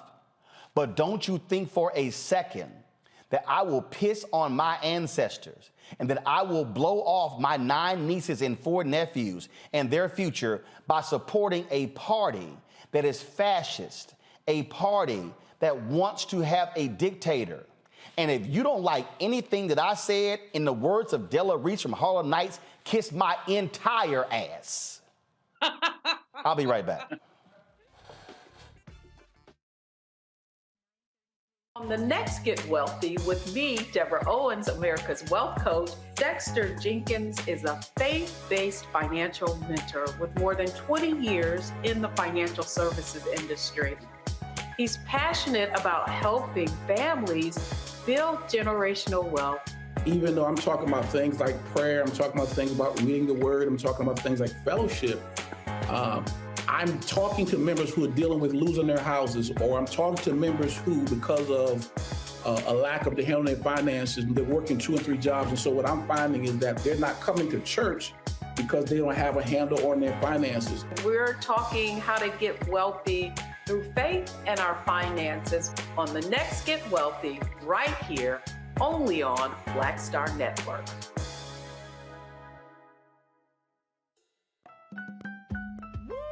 We're all impacted by the culture, whether we know it or not. From politics to music and entertainment, it's a huge part of our lives, and we're going to talk about it every day right here on The Culture with me, Faraji Muhammad, only on the Black Star Network.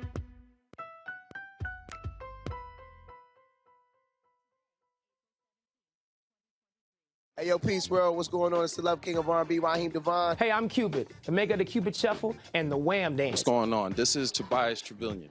And if you're ready, you are listening to and you are watching Roland Martin Unfiltered.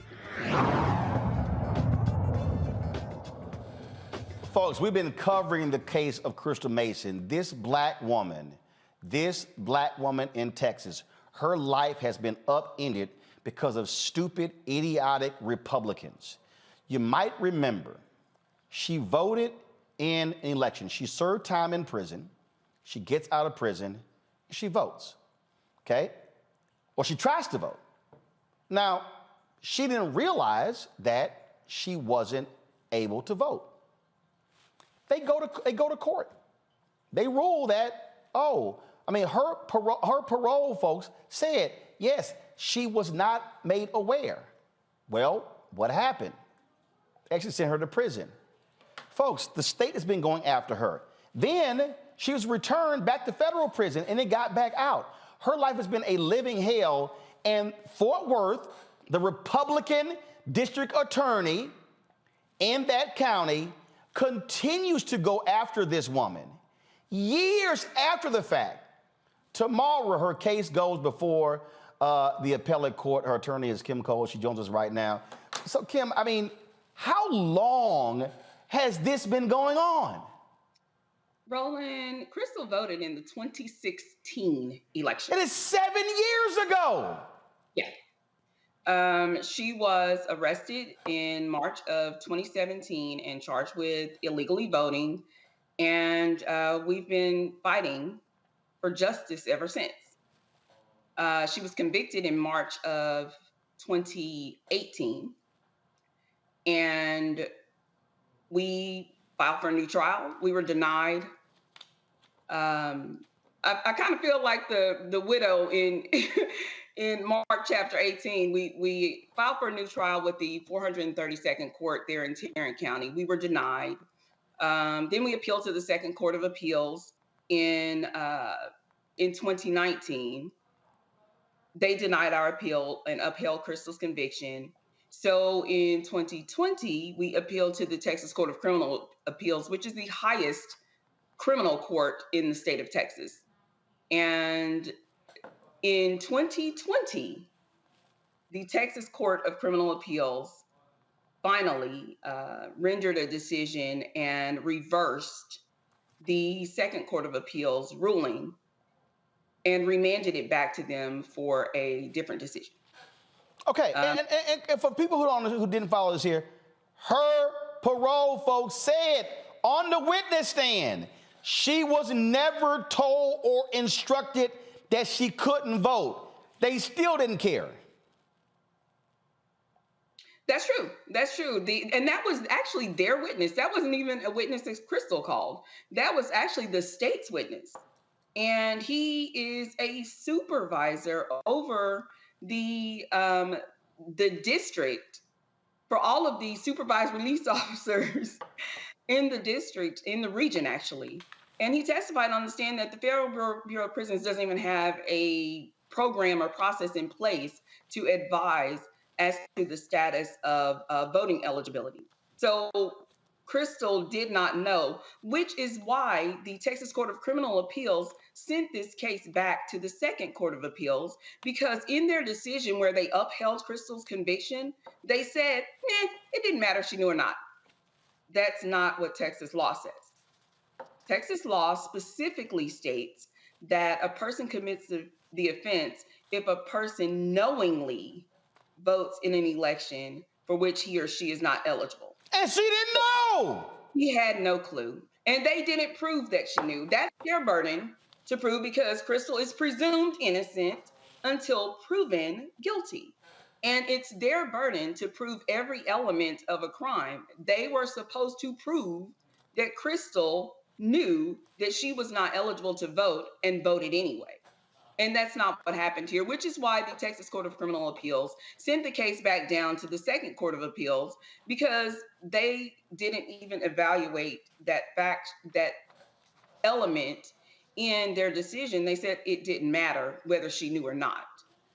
And that's not what Texas law requires to be guilty of this offense. So we are back at the Second Court of Appeals again, and we are again seeking justice for Crystal. And again, this is real simple. They could just drop the case.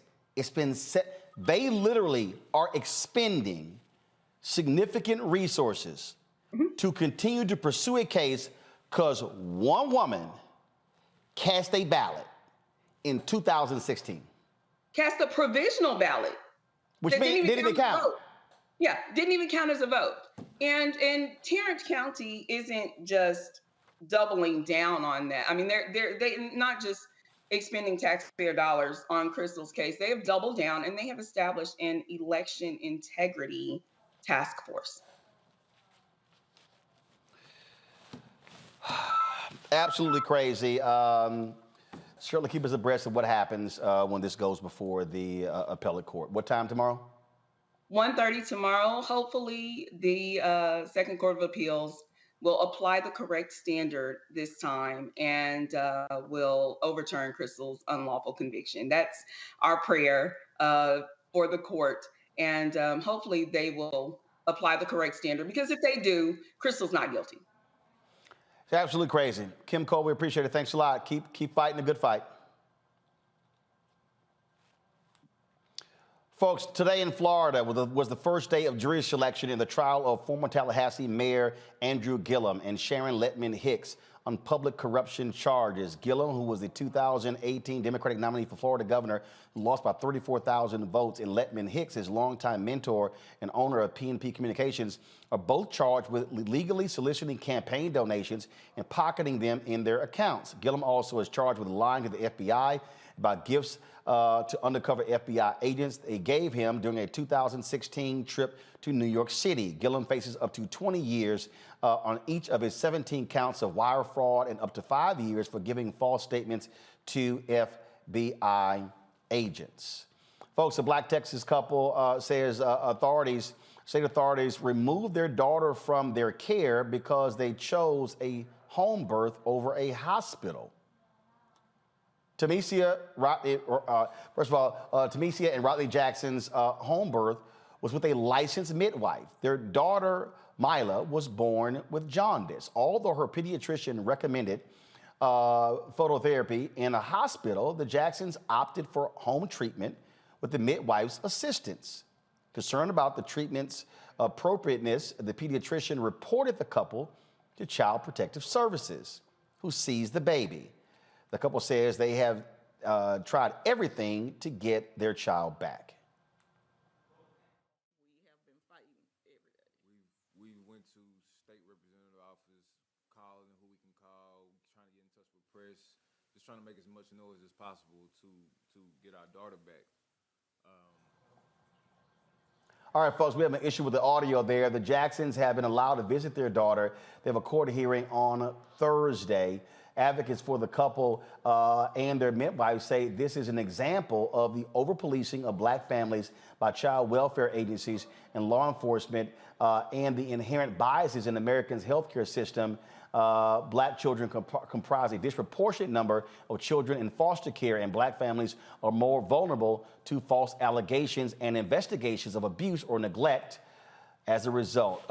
And this is also the folks in the red state. Again, for the Simple Simons out there, Omakongo, who say, oh my goodness, oh yeah, you speak for the Democrats. This is Republicans in Texas who are doing this to this black couple, for all the Simple Simons who are keeping record.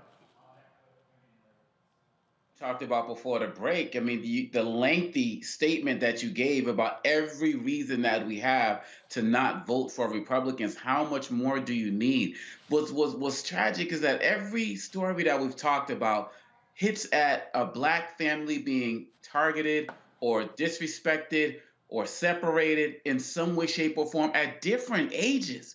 We just talked about the 65-year-old. We just talked about Crystal Mason. And now we're talking about a situation with a newborn child looking at the story and reading it, it's like, damn, Roland, it's like they just kidnapped this child. At this developmental stage of a newborn to be separated from the family with a legal midwife. And to be quite honest, Roland, nowadays with everything going on, I feel like we got to be looking into the backgrounds of these pediatricians. Who are they serving? What are they involved in terms of social media? Because we have seen that when it comes to the police, when it comes to the military, when it comes to so many different areas, we got people who are entering these fields with a targeted mission of destroying black families. And so that's kind of where I'm at nowadays. But when I look at this particular family, this young family, just like with Ralph, people who are doing everything right, and still the government gets involved in policing black bodies and hurting black communities at every stage of our age. And this absolutely comes down to the people we are putting in office. Niambi and Julian got 30 seconds each. Go. Niambi, you're first. Look, I think this is a really hard case. I do think there was at least some legitimate concern about the child's bilirubin levels with this jaundice, which can lead to permanent damage to the child. But taking this child away, the family not knowing where this child is, putting this child in foster care serves no one. It certainly doesn't serve the medical interests of this child. And I think this is, again, an overreach of the state, in part because this is a black family who were saying they're mistrustful of the medical establishment in particular kinds of ways. And if we can't have compassion and understand why that happens and where that comes from, we'll continue to see things like this happen over and over again. Julian? Makes me want to cry, Roland. I mean, really, the first months, that's when the child bonds with the mother. The breastfeeding gets the child closer to the mother. It's organic. And so they've taken that away from this woman. They've taken the ability for her to bond with her child away from her. I hope that family sues the mess out of these folks, because our Child Protective Services theoretically serves a purpose. Their purpose is to decimate a black family. Gotcha. This All right, folks, got to go to a break. We come back. We'll tell you about a case in Texas where a teacher is under investigation. Really? Black kids playing a slave? Crazy. And also, white woman in the grocery store calls a black woman the N-word. Not a smart move. We'll have that next on Roland Martin Unfiltered on the Black Star Network. When you talk about blackness and what happens in black culture, we're about covering these things that matter to us, speaking to our issues and concerns. This is a genuine people-powered movement. There's a lot of stuff that we're not getting. You get it, and you spread the word. We wish to plead our own cause. Too long have others spoken for us. We cannot tell our own story if we can't pay for it. This is about covering us. Invest in black-owned media. Your dollars matter. We don't have to keep asking them to cover our stuff. So please support us in what we do, folks. We want to hit 2,000 people, $50 this month, raise $100,000. We're behind $100,000, so we want to hit that. Y'all money makes this possible. Check some money orders. Go to P.O. Box 57196, Washington, D.C. 20037-0196. The Cash App is $RM Unfiltered. PayPal is R Martin Unfiltered. Venmo is RM Unfiltered. Zelle is Roland@RolandSMartin.com. On a next, A Balanced Life with me, Dr. Jackie. It's spring, hallelujah. But hold on, it's not all fun and games. With the sun and the warmth comes the need to clean, the clutter, mentally, physically, emotionally, socially, all of those things need to happen. Getting rid of the clutter and clearing the cobwebs in our head and in our home. That's next on A Balanced Life on Black Star Network.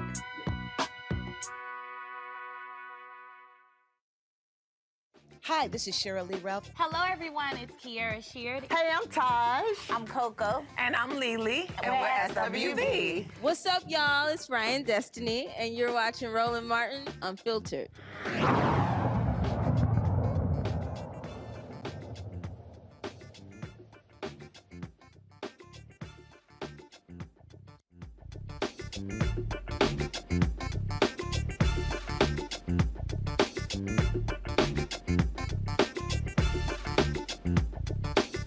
All right, folks, the school district Cypress Fair Banks outside of Houston, they're investigating one of their teachers who actually asked a student to portray a slave in class. Took place at Kayla Middle School. The student, the only black child in the class, says she was singled out during a lesson about slavery. The mother says the same teacher made inappropriate comments about the Confederate flag a week prior. Joining us from Houston are the student's mother, Tori Ards, and her attorney, Allie Booker. Tori and Allie, glad to have you here.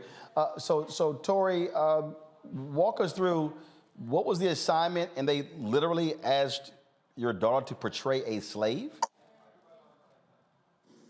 She wasn't asked to portray a slave. The teacher walked up to her and used her as an example of a fugitive slave. That was her best shot, and so this happens in the class, and your daughter's response when that happens? She immediately asked to be excused because she felt uncomfortable. Allie, how has the district responded? During an investigation, during this investigation, I don't think it's enough, though. And so, first of all, how long has the investigation been going on? Well, it's only been going on for about a week or so. And so they say they're investigating. Has a teacher admitted it? They won't let us know anything while that investigation is pending, and there's very little that we will be able to find out, unfortunately, absent litigation after that investigation closes. So the curious story, tell us about this Confederate flag issue. That was the first incident where the lesson was supposed to center around America pre-Civil War, and the teacher shared the information with the class that the Confederate flag was about states' rights, and it was perfectly fine to have love for it and pride in it, and that basically people who look like myself and my child should just get over it. Wow. That took place when? That happened on Thursday, the week before Easter. So, Allie, so now you have two incidents with this teacher, and so is the district investigating both of them? Yes, they are. They absolutely are. But I must say, coming from this area myself, the Confederate flag in this particular area is a huge bone of contention. I will say that. And I will say that I graduated from this school district in 2001, and it was a huge issue then. This area is known to hail Confederate flags. It is known to be a problem in this community, as well as particularly in this district. Tori and Allie, first of all, Tori, sorry that your daughter had to deal with this here. Certainly keep us abreast of what happens with this investigation. To me, it's not that hard one to actually do. Either the teacher actually did it or not. Last question, any parents of other students, have they actually complained and stood with you with regards to what has happened in this classroom? Absolutely. Absolutely. Several other students, and as you stated, my child was the only Black student present, but the other kids' parents have been complaining, and she's been receiving a lot of support from her peers. So yeah, she has support. All right then. We certainly appreciate you, both of you joining us on the show to explain this case, and we look forward to seeing what happens next. Thank you. All right, thanks a lot. All right, folks, I have said numerous times on this show to white folks, listen, it ain't never wise to sit here and use the N-word at somebody Black. I'm just saying, this video we're about to show you, so here's what happened. So this woman, they're in a grocery store, and she calls sister the N-word, and then basically says, bring it on. And the sister did. Ain't go over well. Watch this. What? Bitch. No, bitch, who the fuck is... Girl, I slapped the fuck out of you. You shut up, bitch. What you want to do? What you want to do? That's exactly what I thought, bitch. You'll get the fuck beat out of you, bitch. Bitch, fuck you. Oh, I'm about to beat her ass. She called us a nigger. She called us a nigger in Safeway. For real? Yeah, she did. Bitch, don't call me like that. She did. She did. I don't want to hear. She did. She called us a nigger. I don't care. She definitely called us a nigger. She definitely did. She definitely did. That's disrespectful. To me and your kind, you can call me what you want, but you don't call me no nigger. You don't call me no nigger. You don't call me no nigger. You can call me what you want to call me, but you don't call me no nigger. I don't give a fuck. Especially coming from your kind. You don't call nobody no nigger. Bitch. Sorry. Bitch. No, you're not sorry, bitch. Bitch, say nigger again. Say nigger again. Say it again, bitch. Say it again. Say it again, bitch. Say it again. Say it again. Say it again. Who's the nigger now? Who's the nigger now? Bitch. Okay, allow me to properly dissect this video. So cue up the first video, okay? Now, first of all, here's the whole deal.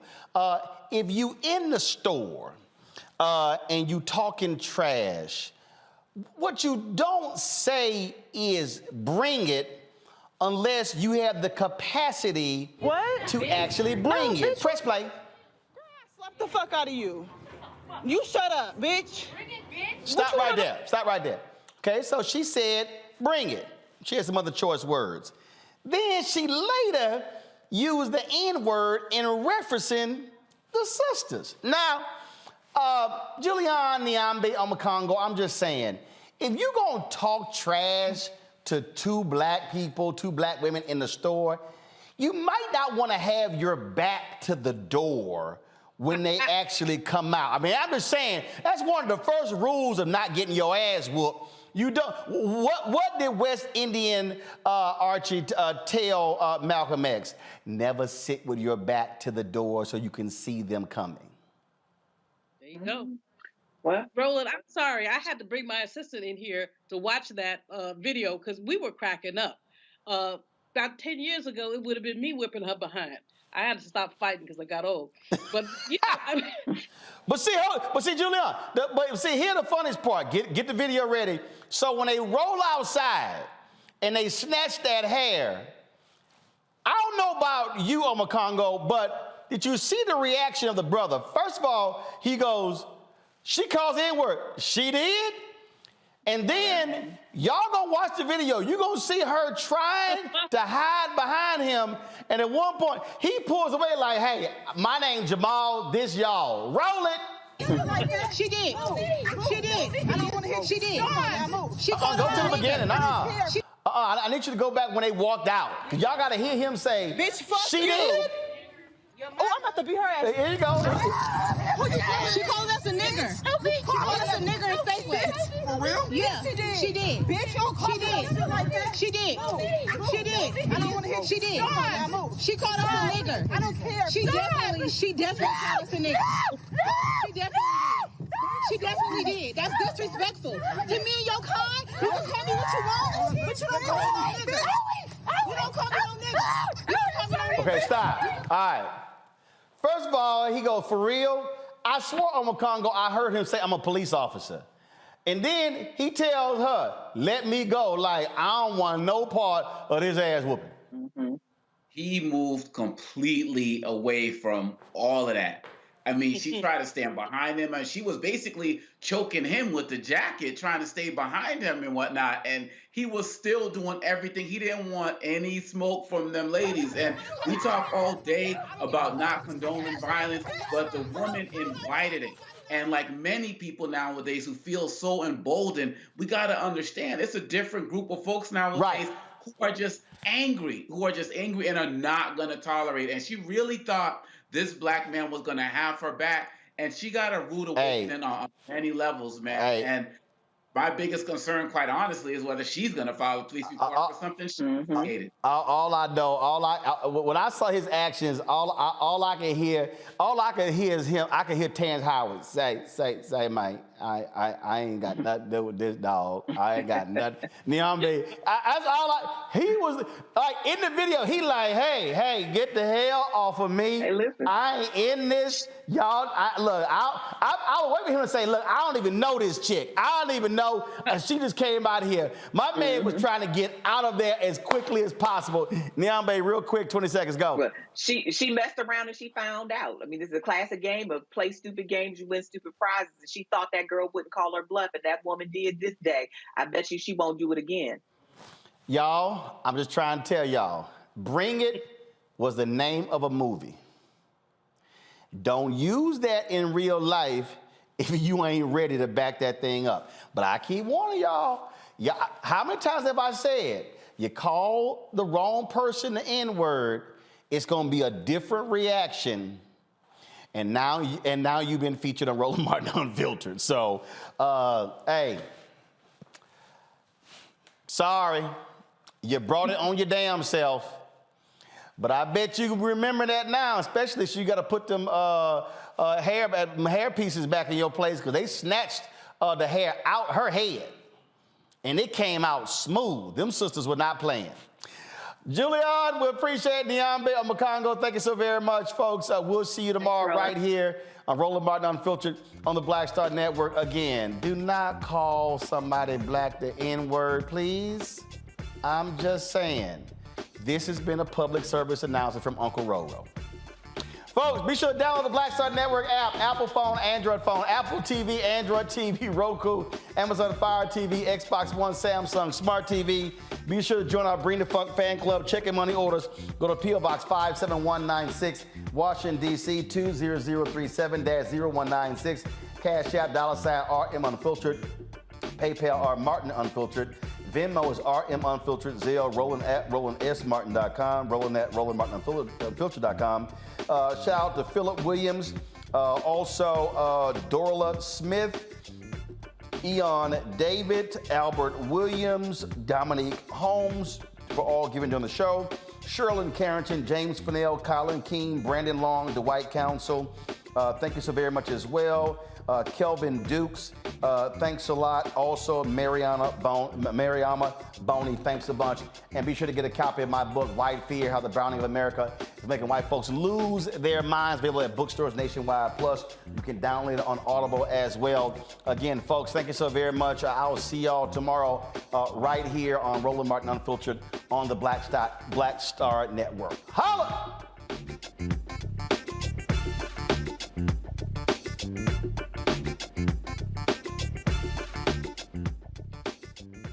Folks, Black Star Network is here. Oh, no punches! I'm real revolutionary right now. Support this man, Black Media. He makes sure that our stories are told.